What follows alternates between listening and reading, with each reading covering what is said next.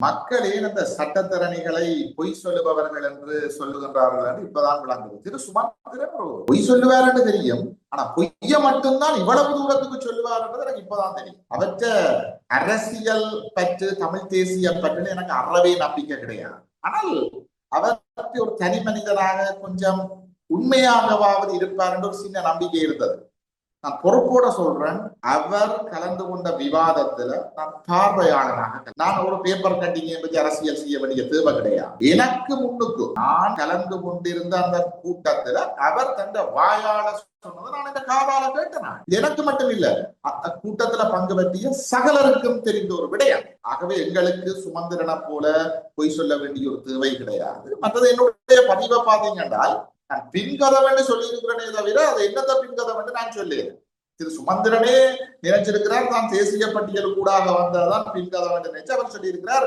கஜேந்திரன் கூட கட்சியின் செயலாளரும் பின்கதவால தான் வந்தவர். சுமந்திரனுக்கு தெரியல, சுமந்திரன் அரசியலுக்கு வந்தது பின்கதவால. ஆனா கஜேந்திரன் பின்கதவால வரையில. கஜேந்திரன் ஆரம்பத்துல விடுதலை புலிகளினுடைய காலத்துல 2004ஆம் ஆண்டு தேர்தலில் நேரடியாக போட்டியிட்டு யாழ்ப்பாணத்துல அதிகூடிய விருப்பு வாக்குகளை பெற்று வெற்றி பெற்ற ஒருவர் தான் கஜேந்திரன். அவர் முதல் தடவை பாராளுமன்றத்துக்கு தேர்தலில் வெற்றி பெற்று யாழ்ப்பாணத்துல 1,00,000க்கும் அதிகமான வாக்குகளை பெற்றுதான் அவர் பாராளுமன்றம். அவர் தேசிய பட்டியலுக்கு கூடாக பாராளுமன்றம் போனது 2020ஆம் ஆண்டு. கஜேந்திரனுடைய அரசியல் பிரவேசம் தேசிய பட்டியலுக்கு கூடாக நடக்கல. ஆனா சுமந்திரன் அரசியல் பிரவேசம் தேசிய பட்டியலுக்கு கூடாகத்தான் நடந்தது. ஆகவே இதுல கூட ஒரு தெளிவான புரிதல் இல்லாத ஒரு நபர் என்னென்று ஆழமான அரசியல் விஷயங்கள்ல மக்களுக்கு உண்மையை சொல்லுவார் என்று நம்புறது. கஜேந்திரன் விஷயத்திலேயே ஒரு பச்சை பொய்ய சொல்றார். கஜேந்திரன் 2020 தேசிய பட்டியலுக்கு கூடாகத்தான் முதல் தடவையாக பாராளுமன்றம் போயில. அவர் 2004 பாராளுமன்றத்துக்கு போட்டார்.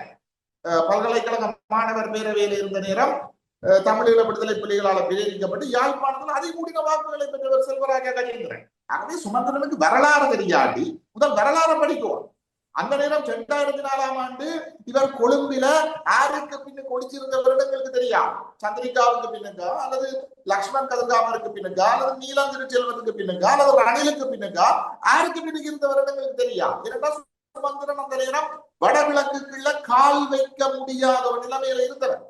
அவர் ஒரு தமிழ் தேசியவாதி கிடையாது. அவரை தமிழீழ விடுதலை புலிகள் நம்பியதும் கிடையாது. இவர்கள் எல்லாம் சிங்களத்தினுடைய முகவர்களாக இருந்தவர்கள். துரதிருஷ்டவசமாக ஆயுத போராட்டம் மௌனிக்கப்பட்ட காரணத்தினால் சில தரப்புகளினுடைய நிகழ்ச்சி நிரலை கொண்டு செல்வதற்காக தமிழர் தாயகத்துக்குள்ள இறக்கி விடப்பட்ட புல்லுருவிகள் தான் இவர்.